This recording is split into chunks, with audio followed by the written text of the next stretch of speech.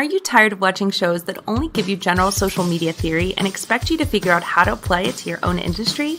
Join us for this week's episode of Social Chatter, the industry's longest-running social media marketing news talk show.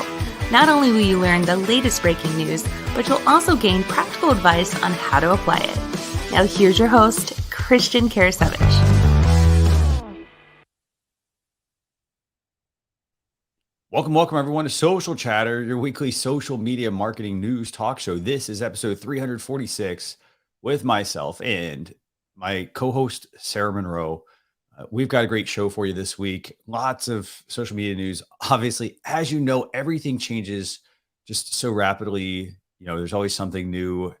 So with that, I'm going to go and bring on Sarah and we're going to kick things off. So Sarah, it's great seeing you. How you doing? It's great to see you. I'm terrific. And even though it's almost July, you know, I live in the upper right corner of North America, and it is freezing. So what's the temperature there right now? It's it might be 50 now. So yes. Yeah.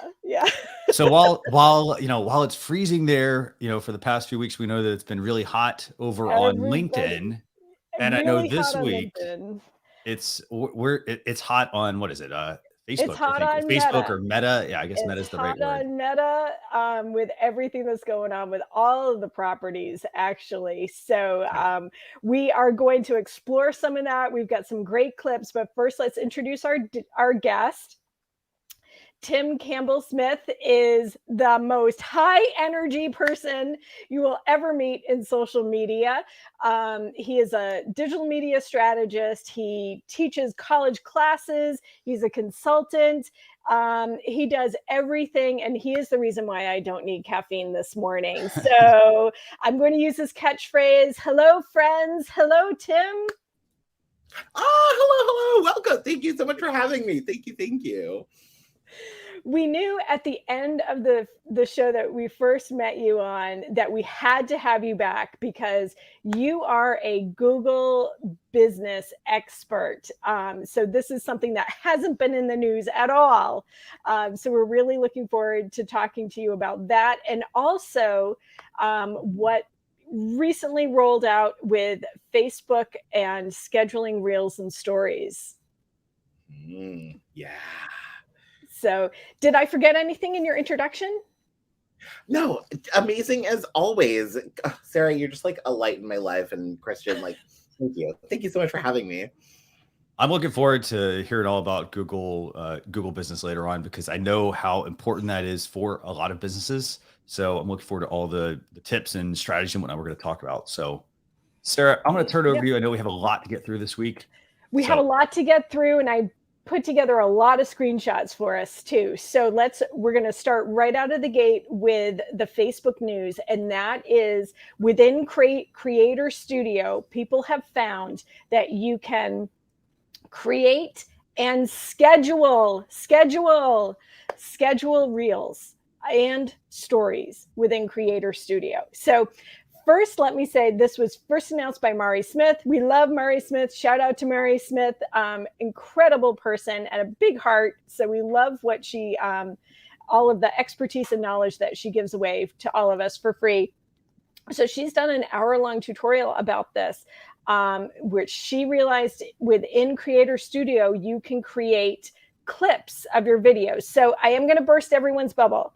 This is not creating a brand new reel, okay? This is actually creating a reel or a story from an existing video. So you can actually see this is a screenshot of Mari's video. You will see the announcement at the top of Creator Studio. If you haven't seen this, I dig into my Creator Studio to find where I could do this too. So it's a little convoluted to get there. And the way I did it was, the way Mari has it is that you can actually see Creator Studio within the left-hand column of her dashboard for her business page. For me, I actually had to go to Creator Studio, Facebook Creator Studio. So facebook.com/Creator Studio, and it will open it up for you. And you jump into the dashboard. and click through to the next slide, Christian. There we go. So what you want to do is look at your published videos. So this, you'll see, this is a collection of all the published videos for all of the pages that I manage. Shout out to my clients who've let me do this. So if you click on the videos, you can then choose which video you want to select to clip. So then you just click on that and it will open up a control panel and it will actually give you some options there. And if you click through, Christian, there we go. So what I did was I opened up the video that I wanted to clip, and you'll see that the transcript comes up. I should say that when you want to open up the video, if you can't figure out how to do it, you can do it at the top, or you can, there's a, next to the details of your video, there's 3 dots. It'll open up a drop down and you can get to the clipping there.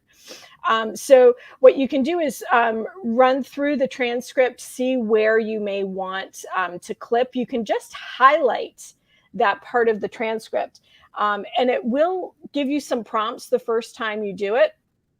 So if you choose a clip that is 20 seconds or less, you'll get the option to create it, make it into a reel and a story. If it's more than 20 seconds, you can only do a reel. Remember, reels on Facebook right now are still at 60 seconds. Reels on Instagram are up to 90 seconds right now. We just keep us on our toes, right? That not all the meta platforms are the same. So you can highlight the part that you want to click. These are just some of the little prompts that you get the first time you go through, that you can pick the clip and the segment list. The next piece will show you, the next slide will show you, there it is. So what I did was I selected from the transcript what part of the video, I'm sorry, let me jump back. This is showing you, you can choose to have it either full screen or that portrait look. Right now it is very glitchy. When I tried to do this, it did not revert. And actually when Mari was showing it too in her demo, it wasn't reverting to that full screen portrait look. But it should be, there's little bugs that are working out, but it should work very soon. So you click which orientation you want, you press next, and then you can, you pick the link that you want. And then the biggest part of it is you can publish now, or you can click on the schedule. So this is what raised the alerts for everybody, is that you can schedule it up to 20 minutes after you create it, or 75 days. So think about that. Especially for live streamers, if we wanted to clip some of this and then a little bit later on schedule it out 2 weeks, 2 months, we can do that so that we can refresh and renew our content. So this is amazing. It's, it was a little disheartening to see that it's a pre-published video, but think about it for us who are doing live streams. We can create these reels so quickly from our live streams. Yeah. So you don't get some of the little fun features that you have with reels, with the text and the stickers and the da-da-da, but that will come. I am positive that will come, because it is on desktop in Creator Studio to be able to do that as you just create a reel within Creator Studio and publish it right away. So what do you guys think? Tim, you want to take that one? I don't want. I just want you to talk. So I want you to. I know we all have our own opinions on this. I'm so excited about this. Being able to schedule things, being able to schedule them ahead of time. I'll take it though, even though this isn't quite the feature we kind of want or we're desperate for right now. I think this really encourages and reminds us to repurpose our content. I see this with like businesses and organizations all the time. They're constantly worried about like having to create so many new forms of content. But now that we can say, no, let's take all of our videos, everything we already have, and within Creator Studio, turn it into something that these algorithms love, that Facebook and Instagram love. Yes, it's a dream. Mhm. And I think right now it's just that reminder to repurpose your content, and more good things are coming. I'm excited. I Yes. love it. And I gotta say, piggybacking off of that, one thing I bet is coming at some point, because they do this with reporting, they give you a window. So when you create your video content, I would say immediately after, start doing your clips. And that way you have likely an archive of that. Because at some point, I'm going to guess that they're going to say, well, hey, you know what? You can't go back and clip other things that are, that are old. Because they probably also, if you're thinking about Facebook or Meta or Instagram, however they want to phrase themselves, they want you to have fresh content because they want people timely content. They probably Mhm. want that. So they're going to probably encourage that. But I like this. Right. I realize the process is, there's a few things to learn, but I think that it's going to be super helpful. I love Tim's point about the fact that repurposing, because repurposing is something that a lot of people just completely overlook. You don't need to pump out more content. You got to put the brakes on for a minute and let your audience catch up. So, Sarah, anything else you want to add on this? I would say something you may have alluded to when you were talking about that, Christian, about saving clips, is that you cannot save a draft right now. I guarantee that they will add that, because they always add that. So right now, if you want to make these clips and want to make the reels, you have to do it right then and there and schedule it. You can't, it's not allowing me anyway to save a draft. So I expect that will come. But it is a great, for instance, at the end of this show, we know that, oh, Tim said this great thing. We want to make sure we clip it. We can do it right after. And then it can be that content that we schedule out. Hey, did you miss it? Yep. Take a look at it, because you can add a full caption to it. You can add hashtags, all of that as you go through the process of publishing it or scheduling it. And that whole thing about staying top of mind as well. Like, I think that, for example, if Tim said something amazing, we wanted to clip it, we would remember that right now. And then next week or the week after, we might've said, well, what was it? And then we have to go back and then spend more time trying to find it. So clip it in the moment. So. Right, exactly. Especially if you're using, sorry, Tim, I'm interrupting. We use StreamYard, right? So this just goes straight off to LinkedIn, straight off to Facebook, straight off to YouTube. So it's great that we can just do this when we want to. Sam, what did you want to add? Christian, it's something you mentioned, and I was like, oh, what a brilliant application. Being able to clip them in small amounts would also, from a data perspective, allow you to start figuring out, okay, so you have this hour-long live stream. Is there a specific part of it that people love the most? By being able to clip it and then reshare it later in smaller amounts, you can also then drill down even more specifically with the data and with the small clips. That's a cool application. And I want to add one other thing. And we're talking about that transcript option that Sarah brought up. And it's the fact that if you're going through that transcript and you're noticing maybe words are not getting translated properly, that also encourages you to possibly change how you present or record during your videos. So maybe Facebook, they're trying to auto-generate that, and they're recognizing there are certain pronunciations that aren't showing up properly. So maybe take a look at that. If you notice, hey, they're always missing this one word, let me try and adjust that every time I make a video so that it becomes easier. Basically, you train the machine, and it'll hopefully learn what you're trying to say each time.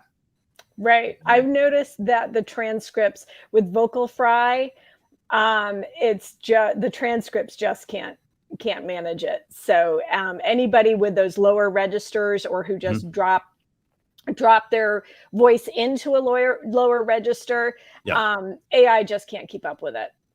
And by the way, that is also a super important thing. Sarah, you mentioned live streaming earlier. Audio is the most important part of your live stream or any type of video you're making. People will watch. If the video quality is poor, but the audio quality is great, they will continue to watch. If you have really poor audio and great video, they want the audio. So focus on investing in a good quality mic as well. Yeah. So, Sarah, where do we go from here? Do we have anything else to talk about in terms of scheduling or? Not right now. I think this is a great first step, and it's exciting to see where it's going to go, because I, for one, reveal a little bit something about myself. I have nerve damage in my hands. And so I don't have fine motor skills the way other people do. And so creating reels is really hard for me. Editing down, moving those little sliders and stuff on a mobile phone is really difficult for me. So having this as a desktop is a huge help. Being able to select that piece of the transcript also really helps me target seeing the words, so you don't have to remember, where did they say that. Just seeing the words and highlighting them is phenomenal feature. And I bet you could, I haven't tried this, but I bet you could use Control F or Command F on your computer as well if you're on desktop, and look up certain words to help you kind of find where that was at in the video as well. So if there's certain words, if only Meta worked like that, Christian. Does it not work that way? I'm just trying to think. I haven't tried it, but sometimes if it's not in that window, you don't get it. Yeah. So, well, here's the thing. The good thing is we know that they're going to be making some improvements as well to this. So, don't look at it as, oh, well, it's missing all these features. Look at it as there's a lot of potential here with this. And the key takeaway, start clipping right at the end of your videos that you make. So exactly. Okay, Sarah, where do we go from here? So where we go from here, speaking of remixing and clipping, there's just more news that's coming out about the features that Meta properties are giving you as far as remixing. So we've known that Instagram has been testing remixing Reels for a while. They have now started to give you the option to remix a photo. So if you're like me, who still likes the OG Instagram and still posts mostly photos and appreciates that, you can now remix your photos. So have photos side by side, and then those can, of course, become Reels, because that's where Instagram wants us to be. So it's a new feature. We've got some screenshots that some internet sleuths have been seeing with the remixing, and we'll likely hear more about that going forward. A certain, fun little fact about Instagram right now is that 20% of the time that people are spending on Instagram is in Reels. So this is just a little screenshot of how the Reel videos are able to remix. And if you notice, it's actually an older screenshot that I pulled from Social Media Today, because that Reel is still in that rectangular-ish box. We are seeing that they are growing in length, and very soon we should be seeing full screen Reels on Instagram, which I know I'm waiting for, and hopefully they will move some of the what do I want to say? All of the little widgets and things out of the way so that we can see it and experience it a little bit better. Tim, I think you said you have some friends who are seeing full screen. Yeah, myself included. I have the full screen Instagram experience. It's an experience. Yeah.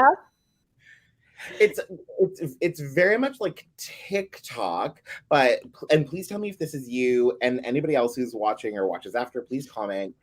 I expect TikTok to be like TikTok, and Instagram to be like Instagram, Facebook to be like Facebook, so on and so forth. So it was very strange, like the first few days when I had it, you really have to search for those other widgets. You have to search to go home. You have to really go to search to just find search, right? And stories. It's truly trying to mimic TikTok. And I gotta say, in that vein, the one thing they have to be very careful with is not alienating the core audience, because you're gonna have users that are gonna, if they're not technologically savvy, they may run into those challenges of figuring out, well, hey, where are those options at? And that could be a turnoff for some people. It's almost like you need to have the ability to revert back to the original one and always keep that kind of around for quite a while.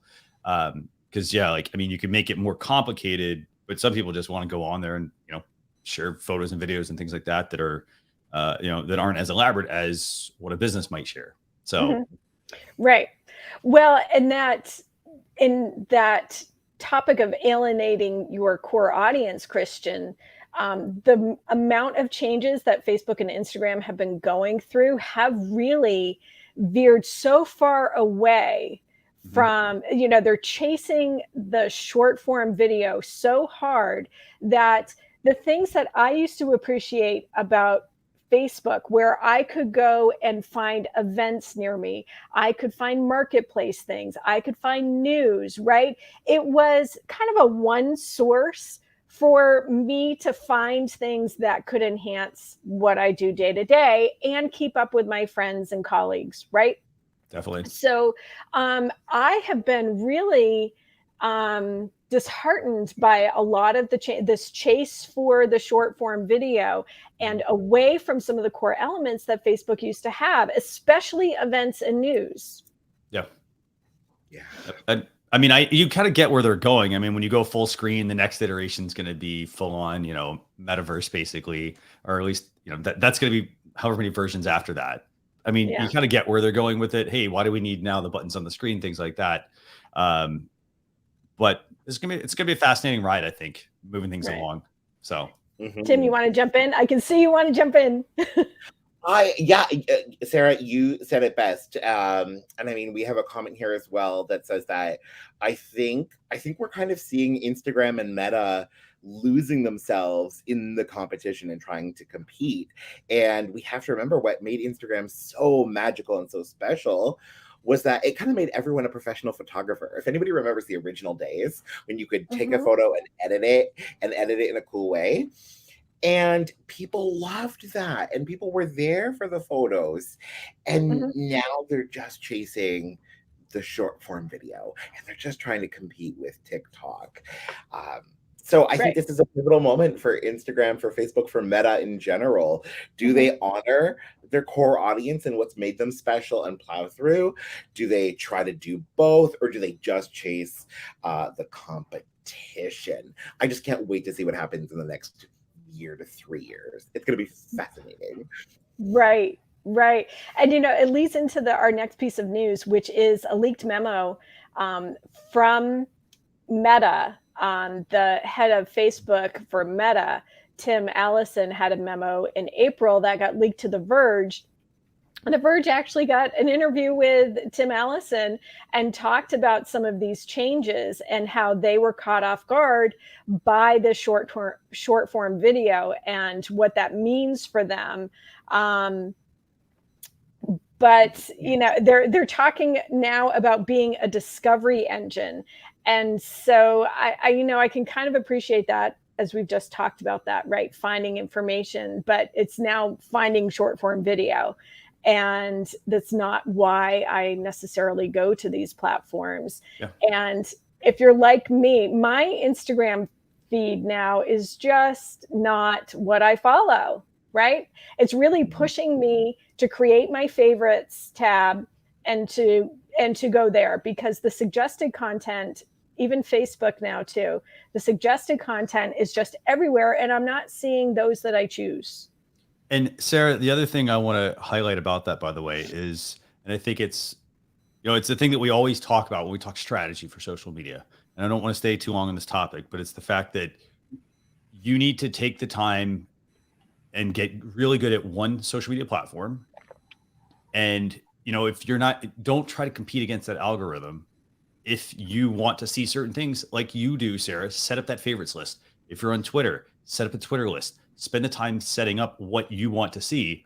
I mean, because as the algorithm starts to change and whatnot, and you're not getting what you want, you're going to find yourself going to the search box, for example, and looking up, hey, I want to look up Tim stuff or things like that because, hey, I'm not seeing it, and so just you have to invest the time in getting really good at one of the platforms, set up how you want it, and then build out all the other ones, your presence on those. And I don't feel like you have to, don't feel like you can make the algorithm completely work to your favor. It doesn't work that way.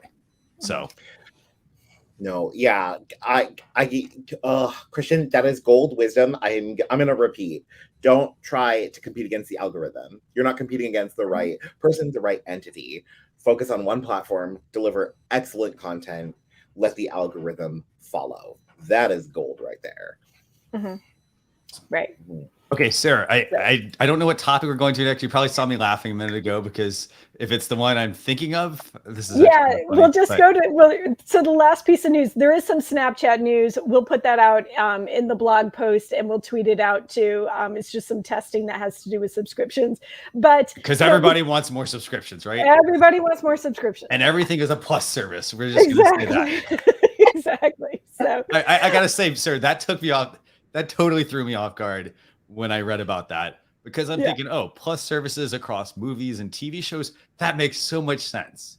Yeah. But then when we saw this Snap Plus, exactly. We'll put that in the blog post. We'll put it in the blog Sarah, post. what's the next topic? The last piece of news. Yeah, this season, it seems like we can't get through a show without talking about LinkedIn.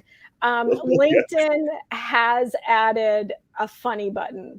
So you'll see it in your reactions. And I have to say, I wish I had a screen recording going when it first came up for me, because what it actually does is when you click on the reaction, when you get the reaction bubble, the reaction piece to pop up, what happens is it actually kind of bounces out and has the funny emoji pop up. So it's actually kind of humorous when you first see it happen. And if anybody out there hasn't seen it yet, turn on your screen recorder, send us the clip, please, because it is kind of funny when you first get it. So and you can do that at Social Chefs, by the way. So just tweet us at Social Chefs. We'll keep an eye on it. So you've got the reactions, right, Sarah? Yeah. So it's a funny reaction. Yeah. And I think it recognizes that as more and more people are using LinkedIn right now, we are seeing it as a place to share some things that are humorous, and share some ups and downs of our day-to-day life. And so this gives people a chance to react to it in a different way than I guess before. I think I used the light bulb, maybe. I don't know. What do you guys think? So I gotta say, I mean, I actually thought we were going to talk about the clothing one, actually, Sarah. Oh, okay. Sorry, I missed that. But that's all good. No, it's all good. I got to say, I mean, I like that. I do like what LinkedIn's doing here, adding this additional reaction, because, we all know that this gets back to the whole Twitter debate when Twitter had, what was it? I can't remember. Was it hearts? I think you could give. I can't remember what it was. Yeah. It was hearts. And it was like you either like something, but in the context, it didn't really fit. And so it's the same thing kind of with this. Like, yeah, I could like something, but it actually could be pretty funny. Right. So we'll see how it works on a professional business network. Right. I have to admit, I can't remember the last thing that I had such divided opinions on. And it's such a silly thing, but like, hear me out.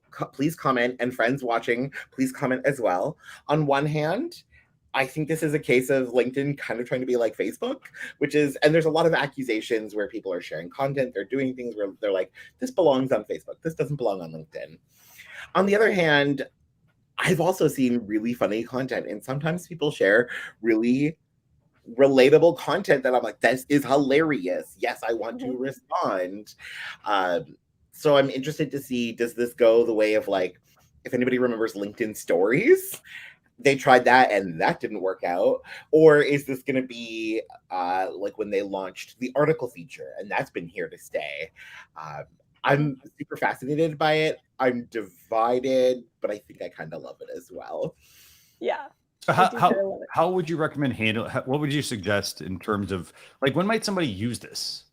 Is there a specific maybe type of content you saw on LinkedIn where, the funny reaction would be great for that? For me and anybody that I've talked to about the funny reaction so far, it's whenever people share something relatable to our industry. Mm-hmm. So like recently I've been seeing more and more posts where people kind of call out how ridiculous some LinkedIn influencers sound. Like if you've ever heard the story about, I was driving down the street and I almost hit a dog. And then I got out and I rescued that dog. And it made me late for my interview. But I showed up to the interview and I was interviewed by that dog and I got hired. Like ridiculous stories like that. You're like, oh yes, that's funny and relatable. That's what I'm seeing a lot of people so far responding to, and why they like to use it. What about you two?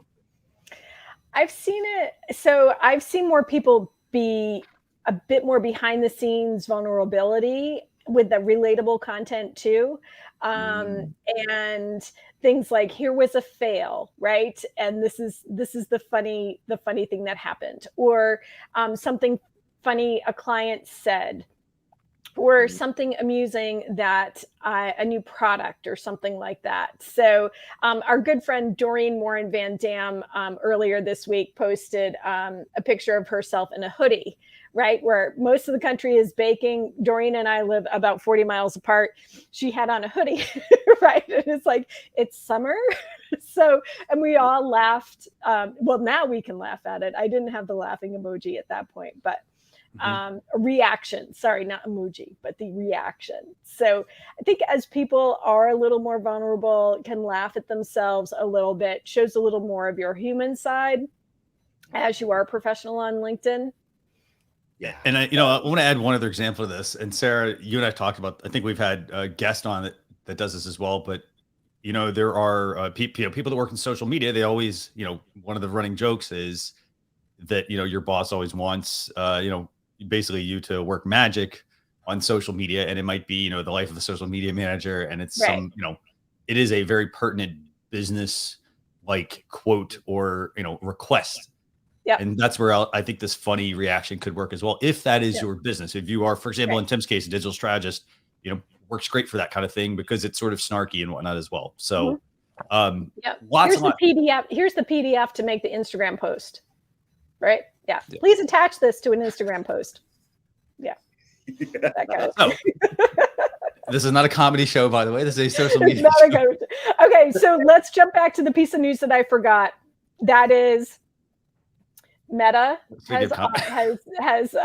has released Avatar Fashion. Are you trying to say this with a straight face, by the way? I am trying to say this with a straight face. However, so Mark Zuckerberg himself posted this, but if you've been following some of what major retailers have been doing, I know about 6 weeks ago, a friend of mine was posting about a conference that she was at, and that Walmart was announcing their line of digital fashion. So I'd say designers as in real clothes designers, but also NFT designers, digital designers, right, have been anticipating this for a while and actually have a whole wardrobe for you to very soon be able to purchase for your Facebook, Instagram, and Messenger avatars right now.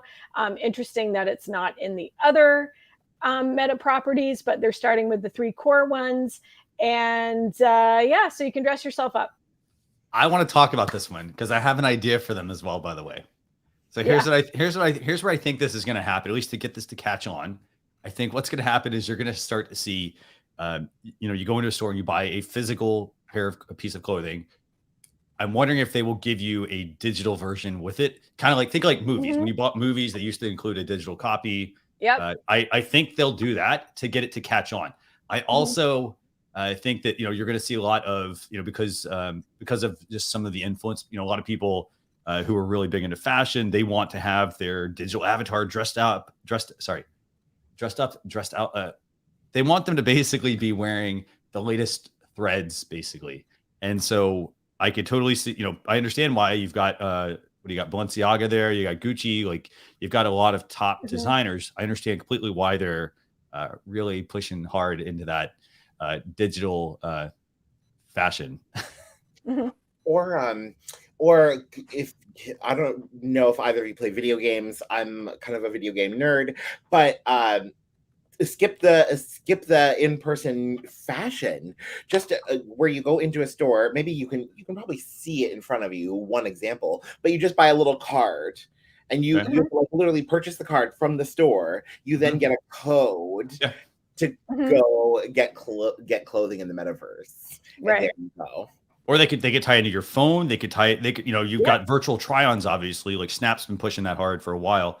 They'll probably do something where like you could probably here's what I think is gonna happen. I also think you're gonna have some sort of twinning, I guess. You're gonna have the ability to maybe take a photo with your fashion avatar, maybe like that you could maybe post. I don't know. I'm just spitballing some ideas here because I see there's a lot of creativity here with this. So and I'm gonna burst the bubble. Yeah. Nope. Go ahead. Yep. And say my concern over it is an equity concern, right? Okay. We already have a mental health crisis for young people on social media. Mm-hmm. And with bringing this economic piece to how you dress up your avatars, right? Up until now, avatars were avatars. We all have the same wardrobe, right? And now the kids who can't afford to dress up in real life now can't dress up in their digital lives either. And so this have and have nots and the, whatever could happen online, as we know, kids can be mean in person, kids can be mean online, adults can be even meaner. And what's that going to mean for our collective well-being on social media? So being the wet blanket, but I'm concerned about the equity issues. I do appreciate that if there's going to be an NFT component to it, that the digital artists who create digital wardrobes will always get some piece of revenue for the work that they create. Yeah. Sarah, and a lot of our viewers agree as well, Sarah, that is an excellent point. Again, I mean, it's just clothing. It's digital clothing. Like, be nice to people. Yeah. Be nice to people. So I also can't imagine how much it's going to cost. Is someone going to pay like $5 for digital? I mean, this already exists with like, what is it, Roblox, I think, or Minecraft? Minecraft. Yeah. Okay. It already exists in those forms as well, by the way. So just remember, this is not something new. Going back to NLTMW's comment earlier, be original, but a lot of things are not. They're right now just kind of piggybacking off of other ideas. But hey, we'll see where this goes. Okay, Sarah, do we have any more topics we want to cover, or do we want to move into a little Google? It is now time to move into Tim and talking about Google business profiles. So if we all remember, those of us who've been around long enough, right? We remember the days of Google Plus and how great circles were, right? I kind of love circles. It was so easy to create just these different groups, right? Just didn't. Right? Just didn't. I know why. It's more like I know we have a question here about why use Google for business pages, but why Google Plus? Why did they get rid of it? I know. So, and knowing what we were doing video wise now, just imagine we're not going to go there. Maybe they'll bring it back. I mean, who knows? Maybe. Who knows? No, don't bring it back. Well, let it go. Let's move on to new things, or let's just try and keep up with what we have right now. Right. Live in the now. Yes. Live in the now. So Tim actually is an expert in Google business profiles. So, we had Google Plus, we had Google My Business. If you haven't been paying attention, Google My Business is gone. Google Business Profiles is here. And Tim actually dropped some news to us backstage before the show that maps and other things are moving around as well. So what is constantly changing, and it seems like even faster with Google Business. So Tim, let's first start with the big nugget, which is why even use a Google Business profile. Yeah. Oh man, can I buy a vowel? There's lots of different reasons. From a practical standpoint, like a couple right out of the gate. One, we know it's good for SEO. We know it's good for search engine optimization. Google loves its own tools. It loves, every platform loves itself, right? So using its own tool, using Google for Business is going to help your SEO. Number two, it's another social platform that you control, that you own, that you can take control of. A lot of people don't realize that, or it's underutilized, but it's something else that you own. But the other thing, and the other reason why I really advocate for Google Business and for people to stay on top of it, is it has a lot of customizable features. I almost compare it to like a Facebook page. You have so many different tabs and options you can play with. So why wouldn't you use this robust tool that Google loves, that helps with search rankings, that can really communicate about your business? And it's super easy. It's super easy to set up and maintain. So why not, right? I gotta say, sorry, go ahead. No, go ahead. I was just gonna say, I mean, Google for Business pages, like it's it's a feature that, I mean, it's a very underutilized feature. Mm-hmm. You know, that a lot of businesses don't go claim their business. You know, it's like, that's like step one. And there's so many, I mean, I'll tell you right now, there's so many business, you could make it, hopefully nobody does this. You could make an entire business off of trying to claim business pages and all that sort of stuff. I mean, because there's so many times you go look up something and you find a business and the information's not there. It's not correct. Mm-hmm. And it's like that, you know, I love your SEO comment, because your business, if you set up the profile right, it will show up when people always ask, well, how do I get my business to rank higher? Set up a Google from business profile, set that up, get it set up correctly, put the right information in there. Yes, it's already on your website, but guess what? Google has that nice little snapshot box they put on the search that will give all that information right there to somebody looking up your business. And then, hey, then they can go to your website or, you know, whatnot if they want to. Exactly. I had to say, I worked at an agency where we had clients call us, if not every month, every other month. And our sister company had it every week, where their competitors to our clients were claiming or hacking Google business profiles, you know, what we now call as Google profiles, and permanently closing the business. So that when you search that's for tough. that business, it would say permanently closed, or it would change the hours, or they would do whatever. Yes. People aren't just doing the claiming farm, right? They are doing the malicious takeovers of the accounts. That's rough. I have not heard that one before. That one's super rough. It is super rough, and it takes, because Google sends you that physical postcard, right, to verify for you to be able to get back into it. You have to wait for the mail.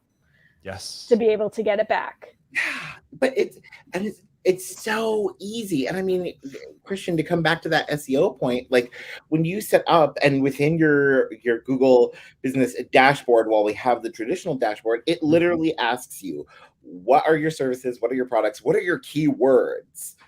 You can explicitly tell Google what you want to be found for, and you will get found for it. How much, and just like Juliet's comment here in the comments, thank you, Juliet, for commenting. It's so easy to set up, and they even walk you through it. So easy. Yeah. Yep. And I mean, it's like, I mean, heck, I mean, I'm going to throw out a tool even. I'm going to throw a tool into our, into the comments for people, but there is a tool you can get, and it basically, if you're not good at writing descriptions, it's a tool that can help you with writing some of your descriptions as well. So if you need help with that, I got to say, I mean, again, it's such an underutilized feature. Sarah, I don't want to keep things, I don't want to keep things on track. So yeah, let's keep chatting. So it is an underutilized tool. A lot of people don't understand it. And I think everybody kind of thinks it's one more thing. How long is this going to take? So that's our next question, Tim. How long does it actually take to do this? Yeah, I would say 30 minutes max to set it up. And it shouldn't take you more than an hour a year to keep up to date. Let me say that again. It should not take more than 1 hour per year to maintain. Because all that goes into maintenance. If you want to do posts, cool. They allow posts. I haven't seen any good research or data on like how often should you post. Not a lot of people are doing it. But if you're updating your hours for holidays, respond to reviews, and just update anything on the business, like the main images or your services or your products, all of that, an hour within a year. So what, 90 minutes a year in your first year? Quick, easy, straight to the point. Right. And so let's review some of the tools. Reviews, maps. Can you give us a little bit of rundown of some of the options? Yeah. So the big ones we're going to think about, maps, so your locations, reviews, and with reviews, always know where your review link is. Google and Google Business will always tell you what your review link is. So you can send that out. I recommend emailing that to people or putting it on social media, just saying, click this link, write me a review, and always respond to your reviews. Products and services, so you can list those explicitly. Events, that's a little secret weapon I keep in my back pocket. You can put your events there and they can be found locally, because also Google's making this move towards local. And the other one is bookings. If you have especially a service-based business where there are bookings, that is available through Google. Why wouldn't you use it if Google can be another tool for bookings. That's Right. my big one. Right. That event piece is huge because we've lost, I mean, you can still create Facebook events and that kind of thing, but Facebook has eliminated a lot of, they used to have a standalone event app, and I've actually used it to plan vacations, or I travel a lot, right? If I knew I was going to be in a certain city for a couple of days for work, I could find events near me, right? Now Google is taking that place for events.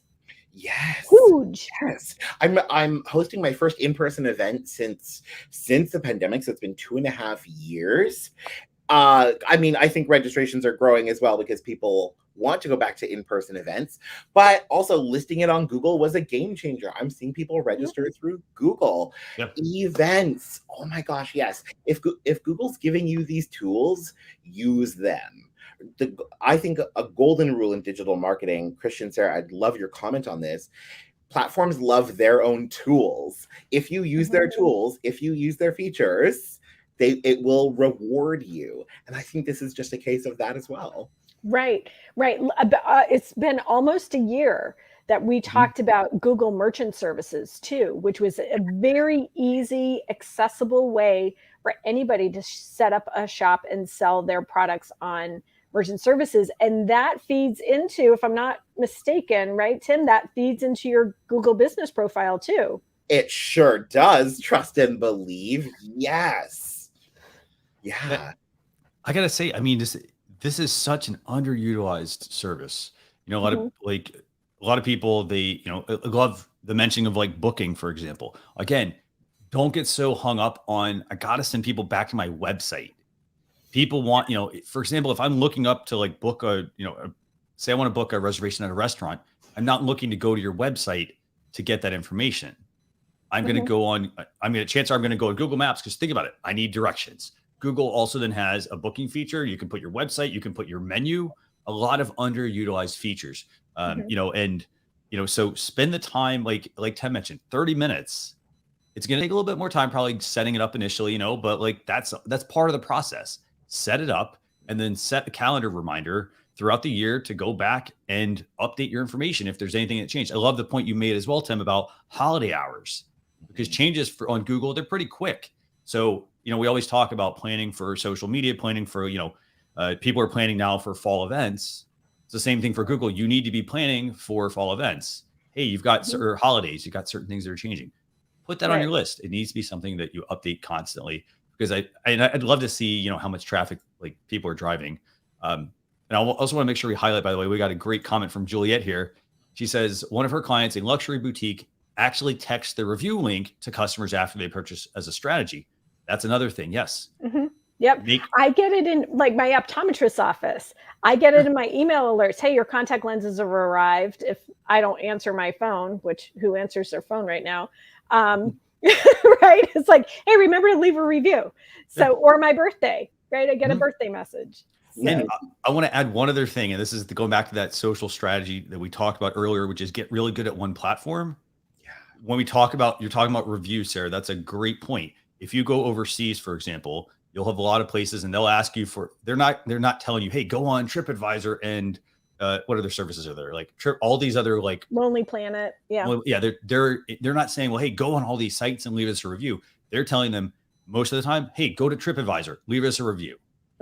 Go to, in this case, Google, go to Google and leave us a review, send them a link. And here's another cool little thing you can do.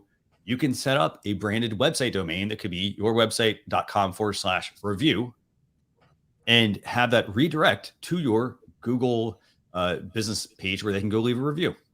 Right. So smart. Yeah. So smart. So I'm going to throw in, we still have a little bit of time. I'm going to throw in a question that we didn't prepare Tim for. And that is revealing a little bit about myself and what I do with my phone, maybe while I'm falling asleep, but maybe not. And that is, just have the Google app, right? My phone, I just have that little Google app, and it recommends stories to me. It recommends news or search features. I actually scroll through that now more than I do Facebook because it kind of knows the news content that I want to consume. And it gives me little stories too. So Tim, are these being populated by Google Business Profile? Not that we've seen yet, but wouldn't that be a cool feature? Wouldn't that Very feel like, cool. because, and especially as Google picks up on local more, I think that would be an excellent feature. Funny enough, though, on my news stories, and Sarah, tell me if you're seeing this on mine, and it's funny because I also read more and more news these days from my Google app. I get a mix of local and like local, national, international, global. So it knows where I am. And I'm like, why? And I wonder, why can't we add some business stuff to it? Are you seeing local stuff as well as maybe larger stories? Yes and no, because most of the time when I use it, I engage with more pop culture, more national news. So I'm not seeing as much local. Yeah, maybe I am. Maybe I am seeing things. I'm definitely seeing the ad targeting, is definitely local because there's times where I am in Vermont, New Hampshire, and Maine in a given week, and it takes about 12 hours to catch up with me. Yeah.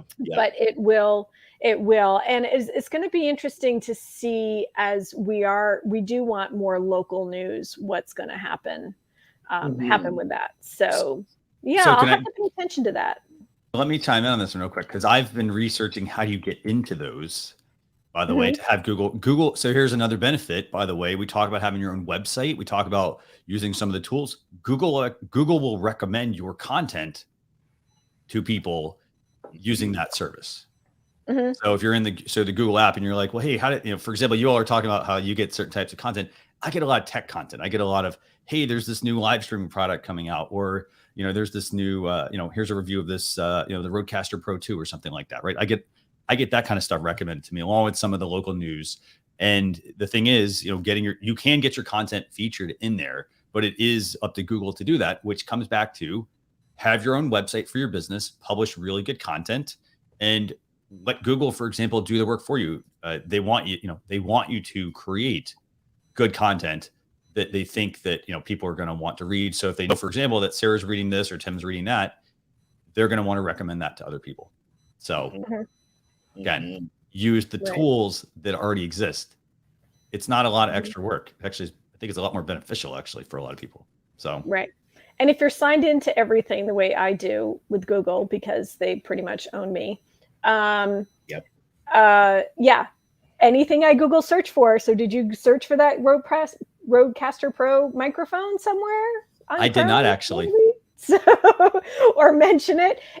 They are listening. Yes, they are always listening. So yeah, we're not going that area. We're not that we won't go into. Down that rabbit hole. Oh my gosh! But yeah. I think that comes down to one of the golden rules of digital strategy, which is like use tools to your advantage. If they will do some of the work for you, if they'll promote that content for you, use that tool. Google Business is one of the easiest, if not the easiest tools you can use. It's a no-brainer. I mean, it really is. Right. So. Right. And adding that social proof too, which is how we're going to wrap up our conversation, Tim. Is there anything you want to add just about how this can add to social proof? Oh yeah. And it's funny because this is what Google's known for. And I say, bring it back to those reviews, get those user-generated reviews, but respond to them. Respond to them as well. That's the secret. Don't just get your reviews, respond to them. And a couple tips if it's negative or positive, because sometimes it's funny. I hear people say, oh, I got a negative review. I didn't know how to respond, so I didn't say anything. Yikes. But also people who say, I got a positive review. I didn't know what to say. I kind of say, like, compare it to a party. If you're at a party and someone compliments you, you wouldn't just say nothing and walk away, right? Let's thank them for the review, encourage the repeat purchase. But if it's a negative review, own it, respond to it, try and fix that situation. Remember, in the spirit of social proof, it's not about trying to win over that person who gave you a negative review. It's about winning over anybody who sees that negative review and that interaction. So always respond to your review. Get your user-generated reviews, respond to your reviews. And I also want to add one other thing to that, Tim, which is, if you don't have the time to do that, consider hiring an intern, for example, to help you. Don't just tell them, hey, respond with thank you. maybe have them, compile a list of, hey, here's the questions, here's the reviews that came in, and get a custom response, or set up some canned responses, to thank them for the review, even if, regardless if it's positive or negative, something to thank them for the review, to at least show you're active.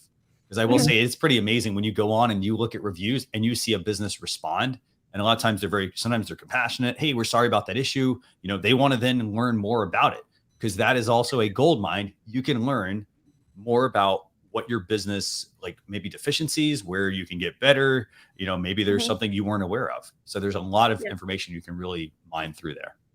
And I would recommend, rather than an intern, add it to the social media professional that you have either on staff or contracted, because they know your corporate voice and will continue that through, so that you may be a little more irreverent on some platforms, but how you want that voice comes with people who have experience. Yep. Yeah. That said, I do have a little bit of a formula. If anybody watching, and Sarah, Christian, please comment on this. A little bit of a formula. If people don't know how to respond positively, here's what I always do. So say, Sarah, you leave me a review. Say, Tim was so great to have on the podcast. 3-sentence response. It just goes like this. Thank the person by name, repeat back the compliment, and encourage the repeat purchase or interaction. So Sarah, thank you so much for leaving me a review. I'm so glad. It was an enjoyable experience to do the show. I can't wait to come back and do another show with you. 3 and away you go. If you need a formula, you're not sure how to respond, that's my go-to if you're unsure. I love that. Thank you for that formula. That's fantastic. Tim, if you could do me a favor, can you shoot me a message of that later, and we'll make sure I put that one in the blog post, because I didn't capture that one, unfortunately. So that was good. For sure. No, there's no formula for negative reviews, because those are way more delicate. I'm with Sarah. Do not hand that to an intern. Give that to a professional to respond to. But the positive ones are a little bit easier to respond to. Yeah. Right. Fantastic. Right, because those I have seen in my communities how the negative review snowballs into international headlines. So, which is terrible. Yeah. And I want to add one last thing, and then Tim, we want to find out where people can get in touch with you. And it's the fact that if you do get a negative review, don't do this. Don't immediately go on and fire off the first thing that comes to mind. Don't do it. Because chances are it's going to be something. It might be spiteful. It might be some, you might have some anger. You might be like, well, hey, they're not, they're totally not, right about that. Our products are da-da-da-da-da. Like, take the time and say, okay, you know what? We got a review. Let me put that on my list to do. Let me spend a few hours thinking about this, and then come back to it, and just be diplomatic with your response. Don't get defensive about your products. Maybe there is a problem, or something you need to learn about your business that needs to be corrected. And then respond with just be very humble. So, yeah, whenever I work with businesses, I put in a rule in place. If you get a negative review, there must be a cool off period if someone within the company has to respond, or we must have an objective outsider handle the situation, because they can do it diplomatically, they can do it objectively. But if you do it in-house, you cannot. No one is allowed to immediately respond. Yeah. Deep breath, ground yourself, and then approach it. And it's funny because, Sarah, I can think of a few international headlines as well that came from a company immediately responding to a negative review. Don't do it. Don't immediately respond. Yep. Well, so that is a wrap on episode 100. Wow. 346. going back to the future there. So Tim, where's the best place for people to get in touch with you, by the way? Oh, that's a great question. I'm most active on LinkedIn and Instagram at Tim Campbell SMS is the best way to get a hold of me. Very cool. And anything, do you want people, like, when they message you, do you mind if they just, follow you, send a note? What do you prefer? Be friendly. Connect with me. Slide into my DMs. Comment on anything. I'm a super potent extrovert, so I welcome all appropriate interactions. And Sarah, how can people get in touch with you? Yeah, you can find me across social media at Sarah Monroe VT. If you want to connect me on LinkedIn, I do have creator mode on. So please click on those 3 little dots if you're on desktop, or more if you're mobile. Drop down to see add a note. You can connect with me there in the drop down, add a note, and let me know that you saw me on Social Chatter.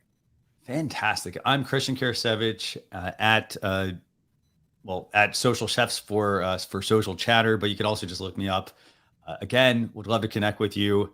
By the way, Tim, I love getting messages from people, but I would say the one that I don't like are all those, hey, I can give you, all the spammy ones that come through a lot. So tell me something, hey, how did we meet? Things like that, and chances are I'll accept you. So with that, I want to thank everybody for tuning into episode 346 of Social Chatter. We talked about scheduling Instagram. We talked about scheduling Facebook Reels and Stories and whatnot from your desktop using Creator Studio. With that, we'll have a blog post recap that goes out over the weekend, socialchefs.com/SC346. But with that, we'll see you all on a future episode. Thanks a lot, everyone. Bye. Thanks, friends.